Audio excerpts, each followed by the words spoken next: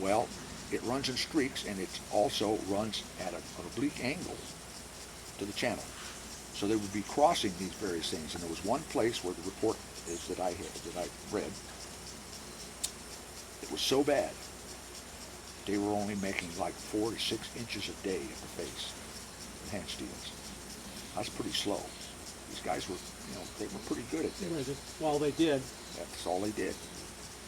So anyway, that's when they cut that hole through that rib of bedrock. It's right off up a little bit and off to the side from where your tunnel is. And all of that work was done so that they could divert the water and work their gold up at the mine. So this tunnel that you're excavating now was there for one. It originally went into the channel, so it still goes into the channel, but it was two.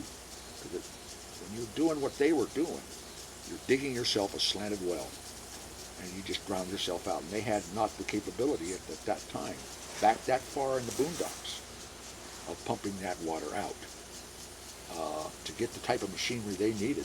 It was available, but it had to be freighted in. Oh yeah, coming around the horn. Yeah, and it's freight is by the weight, by the pound, frightfully expensive.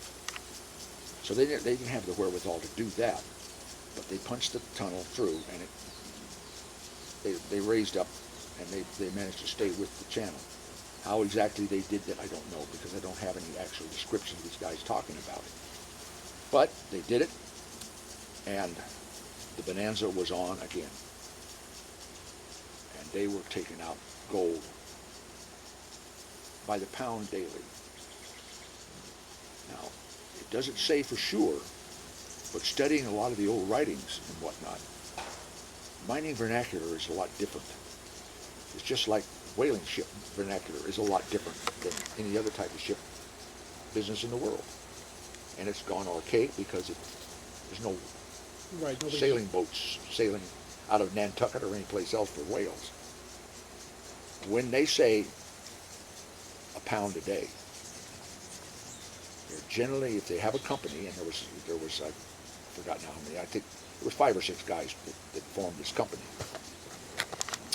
the name of which was the Confidence Company. Not from the era of confidence men. They didn't use that thing. It was from having the faith to go on. And so when they say a pound of gold a day, what that usually means is a pound of gold per man per day. Now, it has to be pretty goddamn rich to do that. And that was out of the 1,300-foot tunnel. No, the 1,300-foot tunnel is barren. It has nothing in it. Oh, okay. It's just through slate. Okay. It's from the river channel. Okay. And they mined as much as they could mine until once you get to where that tunnel is coming up as shallow as it can, but still so it can drain water back. So it would be somewhere between 0.5% and 1% grade going in. That's the low one. That's the lower tunnel that's down below. Okay, now, when you do that, you get a lot more distance, and this is what they knew by now. They've made enough mistakes that they knew by now this is what they had to do. Well, the average fall of a river channel, waterfalls mess everything all up, but the average fall is 4%.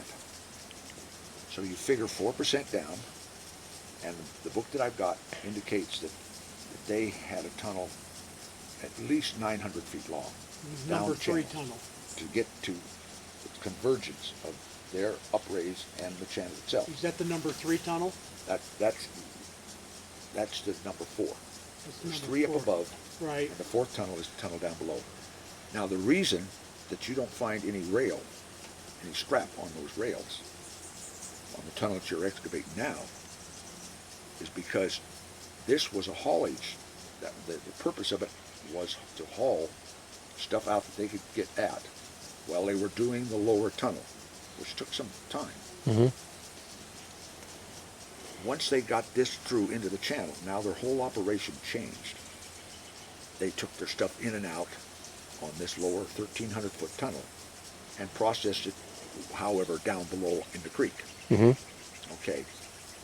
And it had quite a bit of room, because in 150 linear feet from the edge of the creek up to where that tunnel actually is, the portal actually is, you don't see it now, it's all covered up. That gave them plenty of room to do all this stuff. But in the interim, they cut through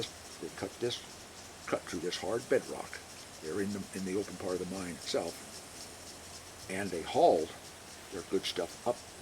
That's the shaft. It doesn't go any farther down. We thought it was an air shaft, but it was just to break the bucket up, dump it into a trough, down the chute it went. Their water supply ended up on top of the lava flow area, 60 feet above the mine. They had plenty of water. There's a big flume up there at one time.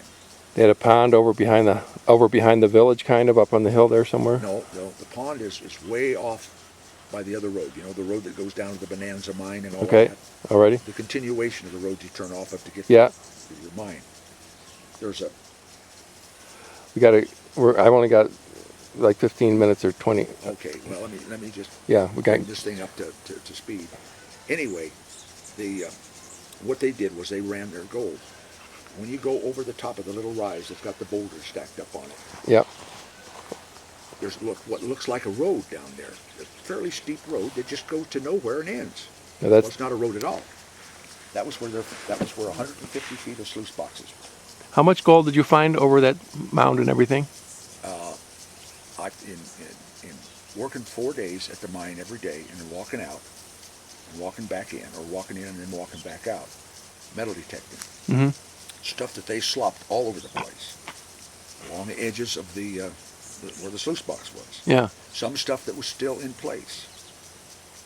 In 4 days, that's 16 hours worth of work with my metal detector. I found 15.5 ounces of gold. Mm-hmm. I sold that spring for $5,000, which at the time was a good price. Yep. And because it's good gold, it's good high quality jewelry gold. When did you buy the claim and start working it? I never bought it. I found it. No, the claim. Yeah. When did you stake it? When did you? When did I stake it? When did you stake it? started Sorry. off. I found this in 1998. By Thanksgiving, not Thanksgiving. I mean the other big holiday, Halloween. End of October that year, before the snow came.